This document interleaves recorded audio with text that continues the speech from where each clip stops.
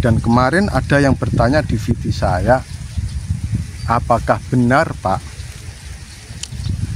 dalam 5 hari anxiety disorder itu bisa disembuhkan atau bisa sembuh? Ya, saya nggak berbicara masalah keajaiban di sini ya. Kalau keajaiban itu saya yakin bisa saja, atau mungkin kondisinya berbeda. Nah, begini. Assalamualaikum warahmatullahi wabarakatuh. Ketemu lagi dengan saya Suyono.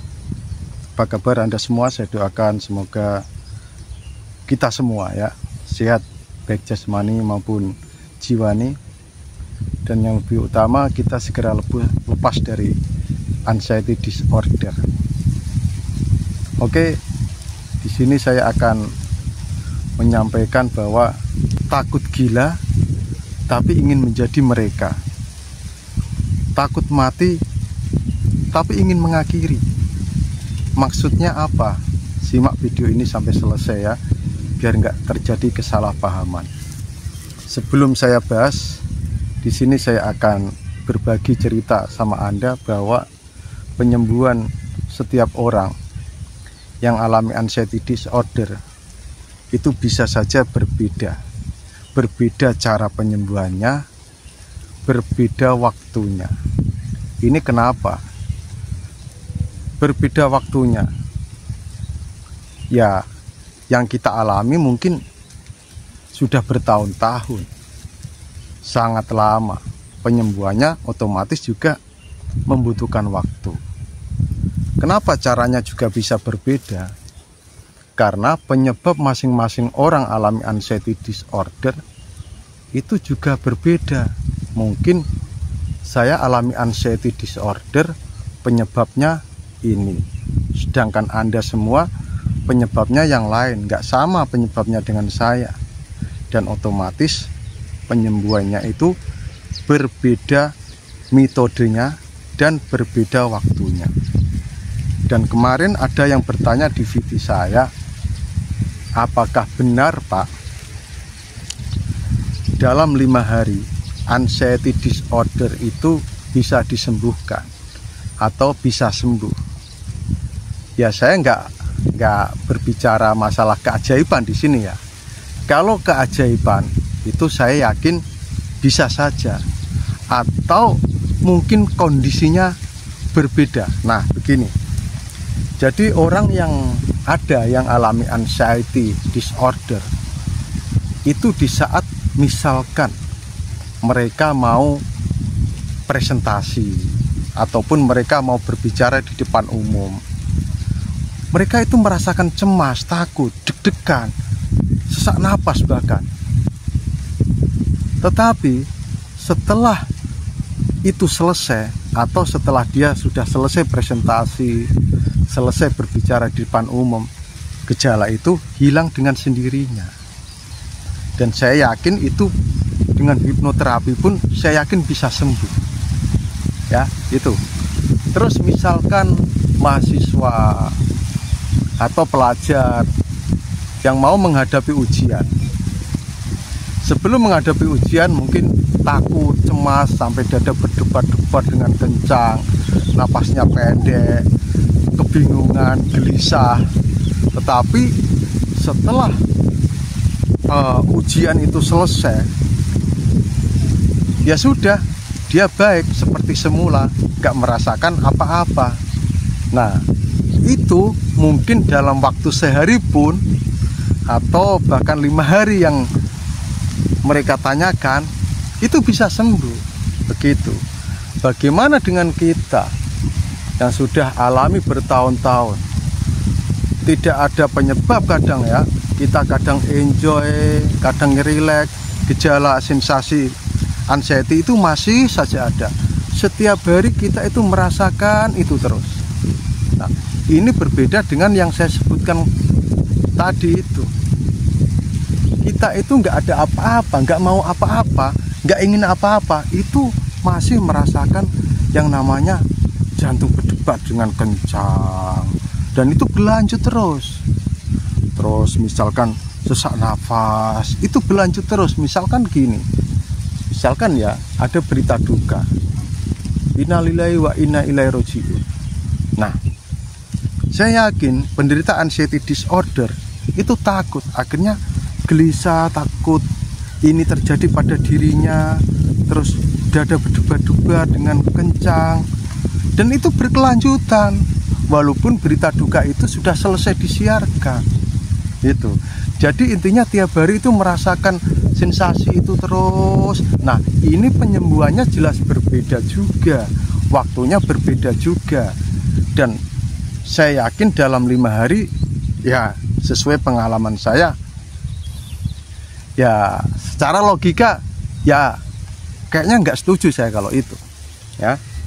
Walaupun tetap ada, tetap keajaiban itu bisa aja datang gitu. Tetapi di sini saya berbicara secara logika gitu ya. Nah, jadi semangat aja semuanya, bahwa dengan kita sabar menghadapi ini, ikhlas, dan kita menyadari keadaan kita, insya Allah saya yakin penyembuhan Anda juga nanti bisa lebih cepat dari saya gitu ya. Itu jadi jangan kendor semangat Anda bahwa anxiety disorder itu bisa sembuh gitu. Terus keadaan saya yang sekarang bagaimana? Saya alhamdulillah sudah merasa enjoy, sudah mulai ada perubahan sedikit demi sedikit ya, sudah bisa beraktivitas. Walaupun dulu saya saat sakit juga saya akhirnya memilih untuk selalu beraktivitas, yang dulunya saya malas dan sebagainya. Karena banyak edukasi tentang anxiety disorder, akhirnya saya bangkit untuk melakukan aktivitas walaupun terbatas, dan walaupun sensasi itu datang saya harus latih cuek begitu. Nah, sama halnya dengan saat ini saya melatih cuek lagi, saya abaikan semua sensasi itu walaupun itu susah, dan itu semua perlu waktu dan perlu latihan gitu. Yang kondisi saya alhamdulillah sudah mulai membaik gitu. Nah begini, biasanya orang yang alami anxiety disorder itu selalu merasakan takut mati, takut gila, takut kena sakit parah, takut ini dan takut itu dan sebagainya. Nah begini, saya dulu ya, waktu parah-parahnya terkena anxiety disorder, saya itu pernah sama istri jalan-jalan. Saya melihat orang gila di pasar. Saya bilang gini sama istri saya, "Dek, orang gila itu sehat sekali ya. Dia jalan aja kuatnya begitu. Sedangkan saya jalan kaki aja ngos-ngosan, Dek. Terus dia makan makanan bekas juga nggak sakit perutnya. Saya salah makan saja perut saya mual, Dek. Apakah saya harus jadi kayak dia aja?" Saya pernah bilang gitu sama istri saya. Istri saya ada di sana itu. Jadi intinya saya ingin menjadi orang seperti itu. Pernah saya. Itu karena saking belumnya ada edukasi di diri saya gitu. Dan kalau Anda yang pernah mengungkapkan rasa itu ya, menurut saya itu wajar-wajar saja. Anda nggak salah gitu ya. Tetapi setelah Anda dapat edukasi semua dari motivator-motivator ya, ayo kita berbenah. Terus pernah takut mati ya, saya setiap hari itu dihantui takut mati. Dan ini nggak salah sebenarnya kalau Anda mengalami takut mati. Karena apa? Anda merasakan sensasi ini, merasa bahwa Anda menderita sakit parah, dan akhirnya timbul rasa takut mati. Dan itu sangat wajar-wajar sekali dan normal itu, karena merasakan sensasi. Lain halnya kita nggak merasakan apa-apa. Sudah nggak merasakan apa-apa kita takut mati ya, itu malah bahaya. Itu ya. Bahaya dalam arti begini, wong sehat apa kok setiap hari wah gimana nggak takut mati, wah ini kalau itu lain cerita begitu. Saya pernah berbaring di kamar, di tempat tidur. Saya panggil istri saya, "Dek, saya titip anak-anak, jaga mereka, rawat mereka. Aku sudah pasrah, Dek. Aku sudah siap menerima takdirku. Karena apa? Saking rasa putus asanya saya. Setiap hari badan kok begini, merasakan ini.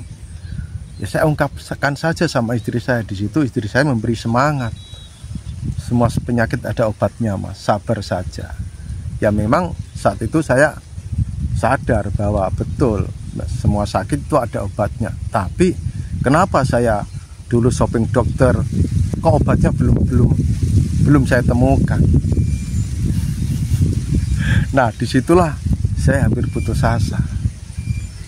Mungkin Anda juga pernah ya alami seperti saya itu, dan Anda nggak salah sebenarnya. Itu wajar-wajar saja, karena saking besarnya sensasi, dahsyatnya sensasi, akhirnya pikiran kita itu kemana-mana, gitu ya. Pikiran Anda selalu melalang buana, berpikiran ini itu, kena sakit parah, kena santet, kena sakit parah, kena santet, terus kena apa lagi dan sebagainya. Itu Anda nggak salah kalau Anda merasakan sensasi di badan ini, dan itulah anxiety disorder yang mengantarkan kita pada hal-hal yang belum tentu terjadi, atau ini sudah bawaan sifat kita yang mempunyai sifat was-was, selalu memikirkan hal-hal yang belum tentu terjadi. Misalkan mau bepergian sudah berpikir begini, jangan-jangan saya kecelakaan, jangan-jangan. Atau Anda bepergian, setelah sampai di tengah jalan Anda begini, wah, pintu sudah saya kunci belum ya? Padahal Anda yakin pintu itu sudah Anda kunci, tapi Anda ragu, wah, keran air sudah saya matikan belum? Wah, kompor sudah saya matikan belum?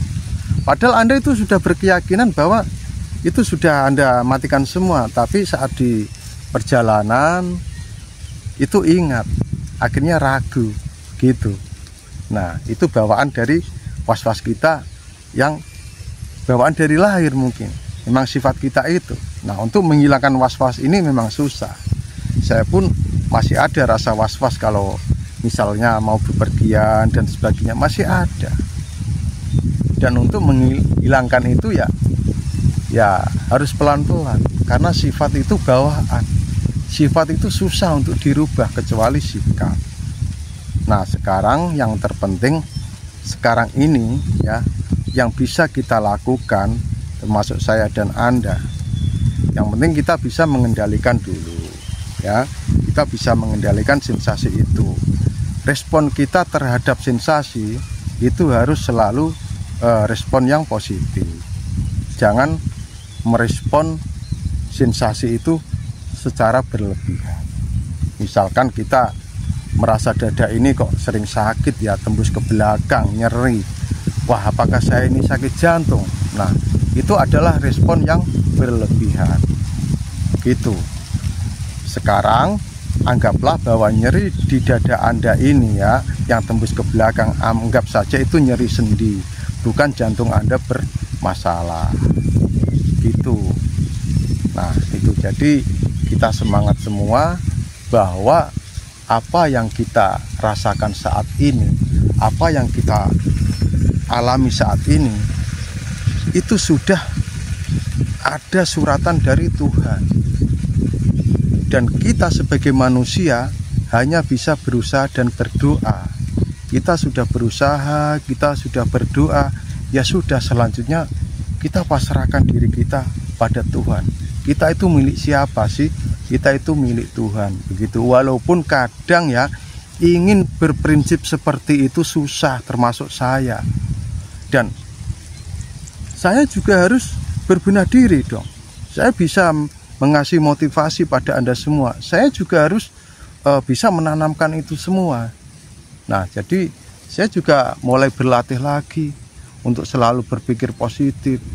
Pikiran ini tidak saya biarkan liar, mengembara, memikirkan hal-hal yang tidak perlu. Makanya saya lakukan lagi, yaitu meditasi, relaksasi. Dan jangan lupa Anda selalu olah nafas. Latihlah dengan olah nafas supaya sirkulasi oksigen di tubuh kita itu optimal. Itu ya, semangat, memang kita tidak bisa menghentikan badai. Kita itu hanya bisa menunggu badai itu selesai. Dan yakinlah bahwa badai pasti berlalu dan semua akan indah pada waktunya. Oke, salam sehat dari Bribka Suyono. Wassalamualaikum warahmatullahi wabarakatuh.